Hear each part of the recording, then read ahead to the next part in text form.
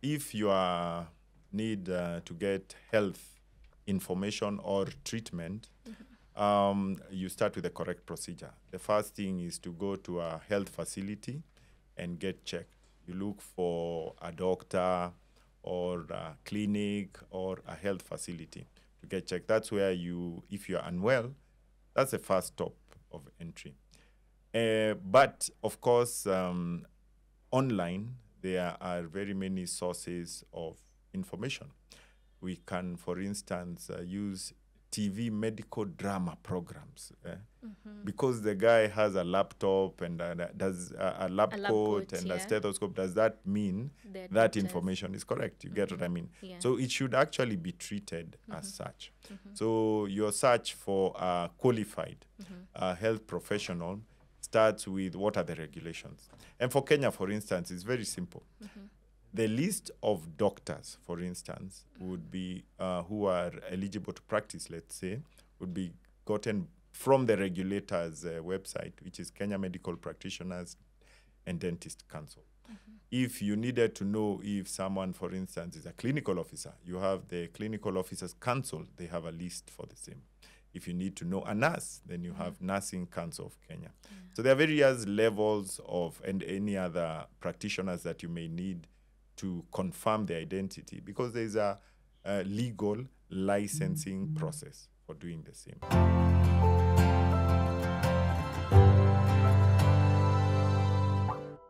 Hi, welcome to the One Health Lens podcast. My name is Helen Shikanda. I'll be the host for today's episode. I am a health and science journalist from the Nation Media Group, and I'm here with my guest, Dr. Simon Kigondu, and he will introduce himself.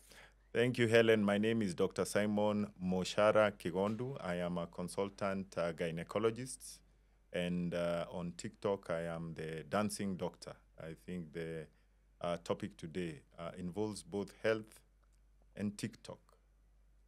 Yeah, the topic today actually involves what he does or the platform where he is at, TikTok, the digital space. And since we are already in part of the fourth industrial revolution where everyone is online, everyone is on social media, we want to discuss the implications of health on TikTok. So there's a story that I recently did which analyzed quack doctors. I was told there are no fake doctors. It's either you're a real doctor or you're a quack doctor.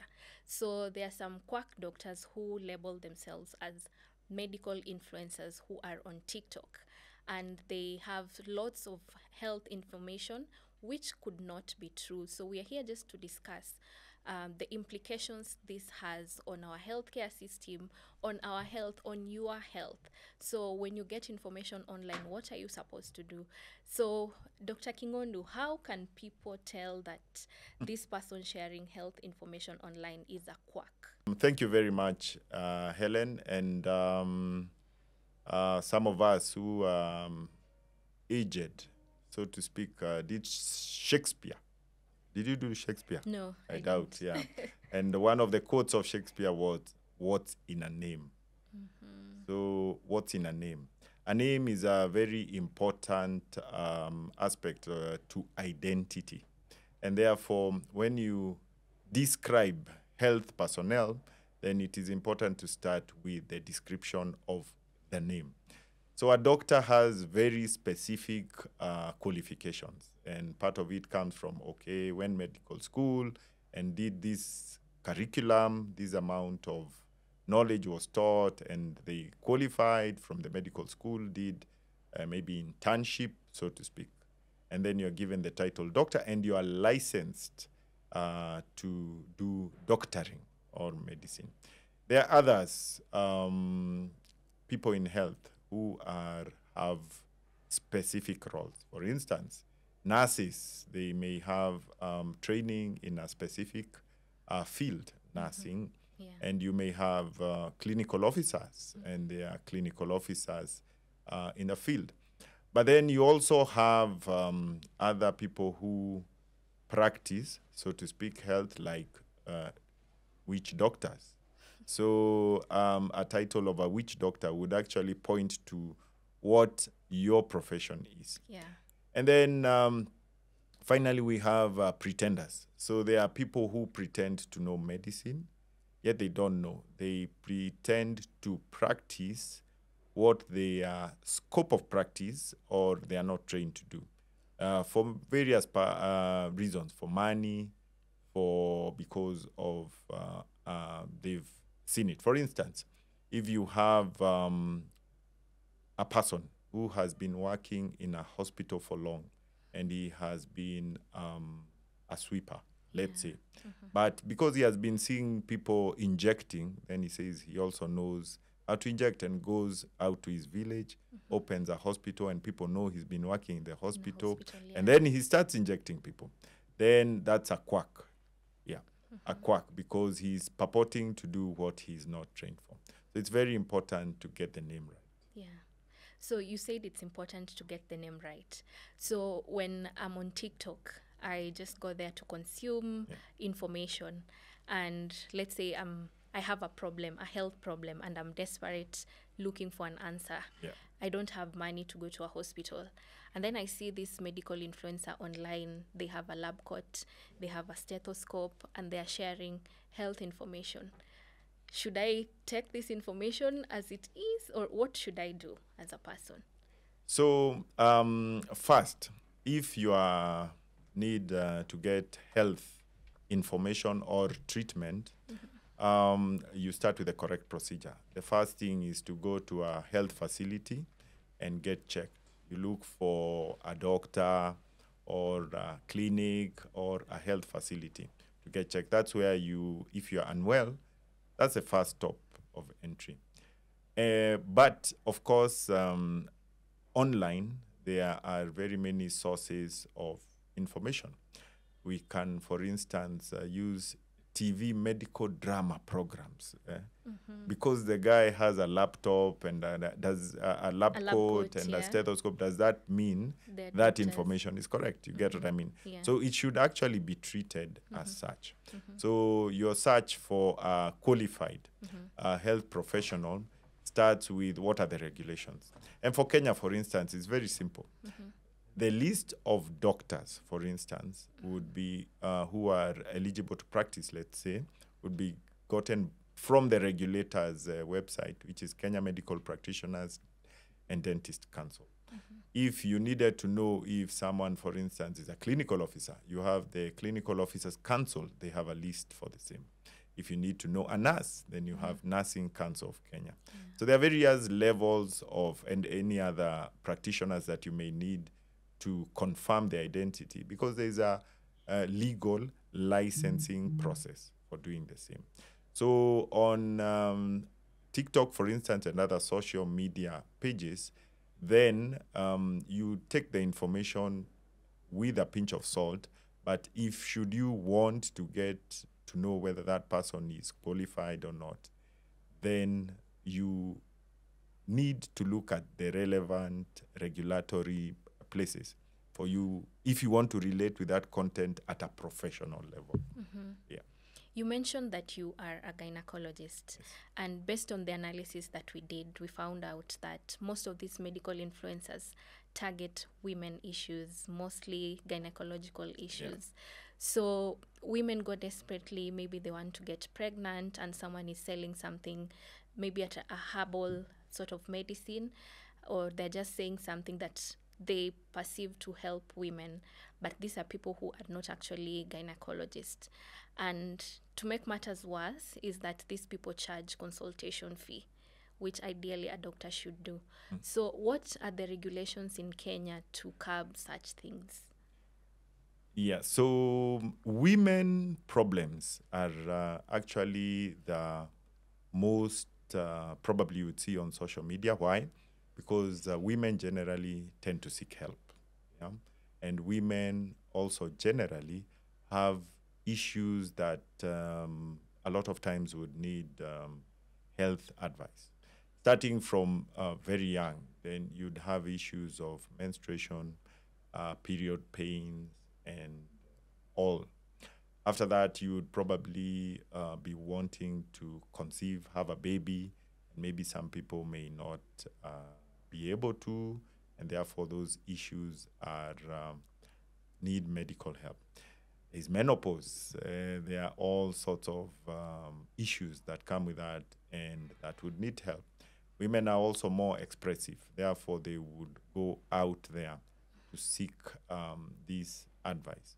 And therefore, and also, of course, the sexual activity is fantasized and all, and there are all sorts of advice on the same. And of course, human beings being social beings pursue such things. So, and therefore it is not surprised that a lot of things that are imitated or people who claim they can treat things are for women. For men also would be more towards sex drive, you know, they sell more for obvious purposes. There are social pressures on such issues. And therefore, it is important that the people you seek help from, as we have said earlier, are qualified. Yeah. They have gone to school to learn the anatomy, physiology, biochemistry of the body, and are able to direct diagnosis and treatment towards the right thing.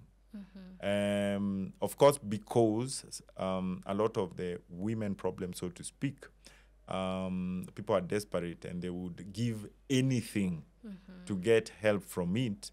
Then if people are frustrated by a lack of outcome from their treatment, then there are these people out there promising heaven and earth, then they are more likely to go to that.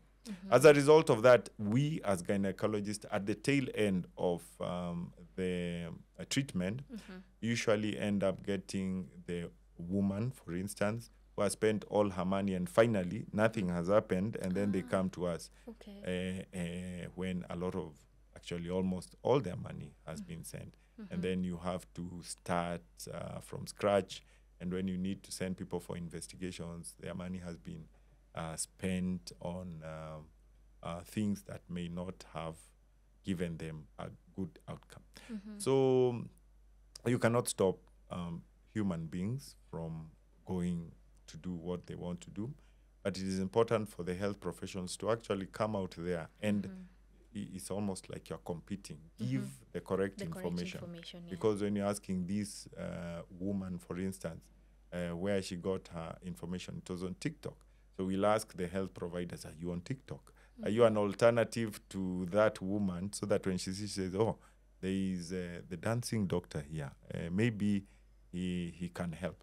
And being on TikTok, I'm on TikTok as the dancing doctor. I have actually received a lot of health questions on TikTok and answered them, and actually answered them on the same. So even as they are pursuing these other persons, we are also as those few, because generally doctors tend to be very shy, social media is shy, because health information tends to be mainly private. You know, we generally don't share your information if you've seen. So even the training itself tends to make you very reserved, you know. Yeah. But that doesn't mean that you should not go out there and give the information, because there are alternatives which are wrong. Okay. Yes. Have you ever had a patient come to your clinic, for instance, and they've had so many information they've gotten from TikTok, but now it hasn't helped, so the last resort is coming to you now as a real doctor? Yeah, very many. And maybe we can start with, there are mitishambas, sort of. There are people who sell some very expensive, not necessarily herbal, some things, you know. They say they claim that this can treat this, a lot of them, and they spend a lot of money. Then by the time their money is finished, then now they come for professional help. You say, okay, that like did not help. No, all sorts of conditions. You know, anyone with a condition, desperate condition, infertility, they are looking for a baby and they haven't, or they have menopausal symptoms, or they have dysmenorrhea, whatever. People actually go for anything depending, I think, on your entry point. So people do come, their money is quite well spent, but now they come to the real help. So we get a lot of that. Now, two issues, maybe just to put it out there. The herbalists, for instance, are not under the Medical Practitioners and Dentists Council, or the Ministry of Health, so to Yeah. speak. They're under Ministry of Culture and Social Services. So we are sort of having two parallel standards. The people under the Ministry of Health and the Kenya Medical Practitioner and Dentist Council are put under very strict guidelines control. They are protecting the public. So, but the people who are doing the other herbal business and all under the Ministry of Culture have no regulation. And therefore, sometimes part of the reason you see why they are able to have penetration is that, for instance, we are not allowed to obviously advertise. I can't advertise and say, I'm the best gynecologist and therefore come. But the people of herbal, you'll see all photos on trees, in the media. Yeah. See, so there is sort of some double standards on that. And therefore, I would say that they have an edge over us in terms of their visibility because of the different ministries under which they are regulated. Yeah. Speaking of them having an age and you guys being part of the Kenya Medical Practitioners and Dentists Council, we have the Digital Health Act of 2023 that was enacted by the president. Do you think some of those regulations, when they are implemented, can help in curbing such sharing of such information? So the Digital Health Act was meant to, how do you put it, like consolidate health information. Okay. You as a client, for instance, if you are treated in Kisumu, then 1 week later you are being treated in Nairobi. Your information is not in one place. But the Digital Health Act was created so as to enhance that visibility, so that the information of the facility in Kisumu would be visible in a portal, so to speak, so that your care is like continuous and we have access to your other information.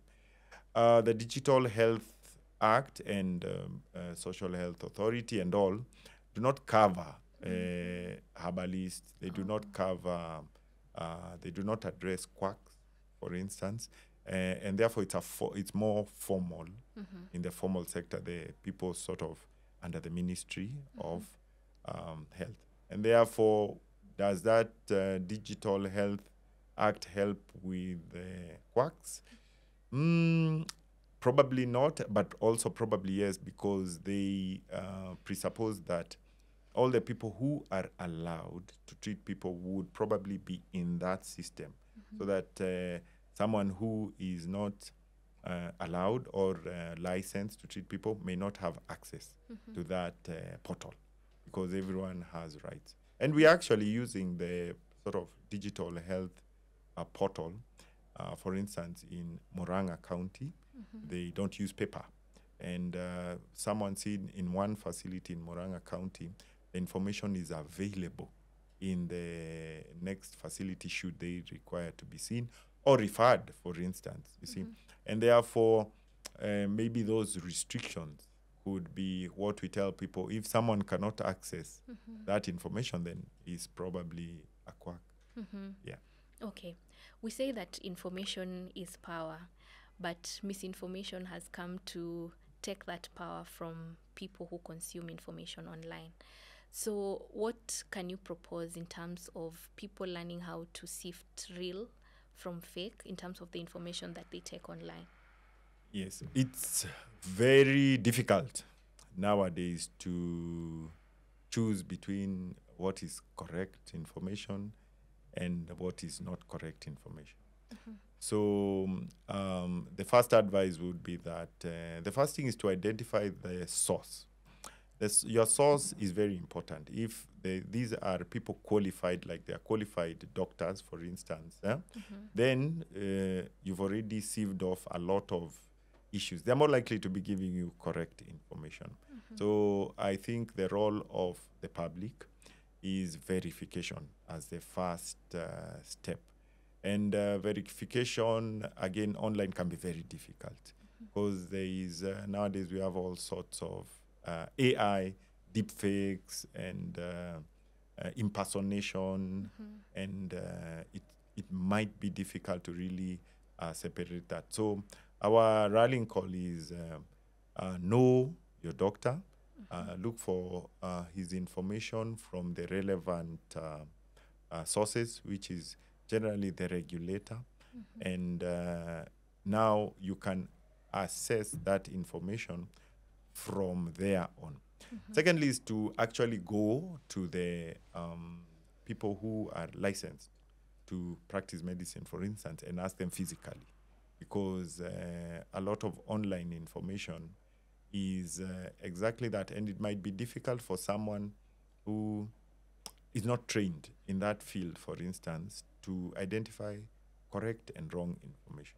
At the end of the day, yeah, I think AI will not replace the doctor, because it is very difficult for you to know the difference between information generated by AI and whether it's correct or not, and whether it helps you. So have a physical relationship by visiting the health facilities and ensuring that the people you get information from are the correct people.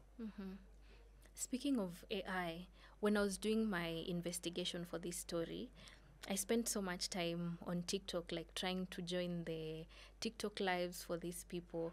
And I noticed that when you join the live, there's this specific TikToker who shares information about the food you eat, the food you shouldn't eat. So let's say they're talking about a specific thing, they'll stick on that. Yep. And when you ask anything else, they cannot answer. I think that's one way also people can try to know this is not a real doctor, because a real doctor would be able to answer typically anything. And then when I searched them on their LinkedIn, I noticed that the answers they were sharing on LinkedIn, or rather the points they were putting out on LinkedIn, were literally from ChatGPT. So it's people just need to do due diligence. So when it comes to the country achieving universal health coverage, and we have such impediments like getting misinformation online. So what are some of the risks that people face when they consume information that is not true from a real doctor? Yeah. Ideally, the training of a doctor is to take your history, talk to you, do some investigations, and come up with a diagnosis, and then treat.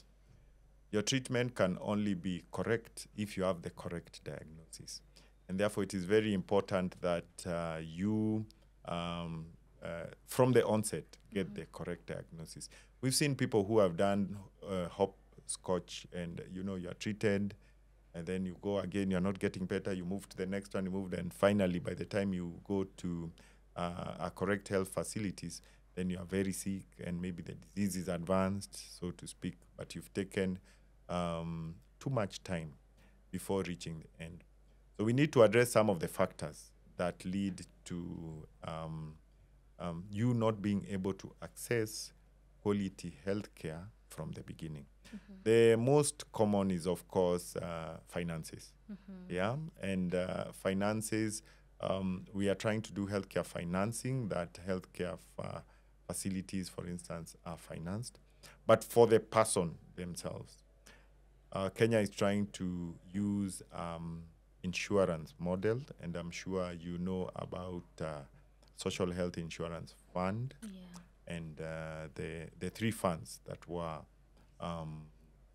started in 2023, I think, via the Social Health Insurance Act.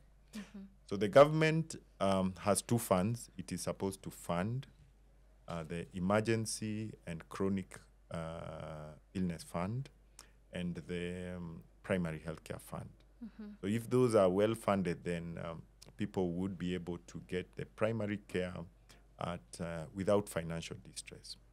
There is the more controversial one, the Social Health Insurance Fund, that they have put as 2.5% of your gross earnings. That is supposed to fund treatment at level 4, 5, 6 now, the treatment that requires admission, surgery, and all. So the interplay of this would help you know whether you can afford treatment.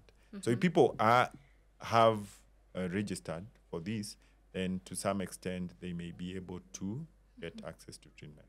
The second thing is the government needs to improve the economy so that people have money in the pocket so that they're able to pay for their services even if they do not have, even if they do not have any form of insurance. Yes. So our major issue on universal health coverage is improve the economy so that people have money in their pockets and they are able to subscribe to the social health insurance fund, and so that they are able to avoid quacks. Yes. Okay, so there's a Forbes analysis that was done, and you know how people could use Google as the ultimate search engine for information, but now people are using TikTok for their search. And based on the discussion that we've had today, it's difficult to tell that this is a real doctor and this is a fake one. So how can social media apps like TikTok, Facebook, Instagram help in regulating such issues in terms of misinformation? So as a concluding point, Yeah. look for a real doctor. The app is not the solution. The app is a tool to use to help you with your health, and therefore look for their real doctor and follow them on their real socials. And in case you have questions, ask them there. So as you have heard, you can follow real doctors like Dr. Simon Kingond1 on TikTok, where you'll see him dancing as well as him sharing health information that is legit. And be sure to check us out for the next episode. And thank you for joining us.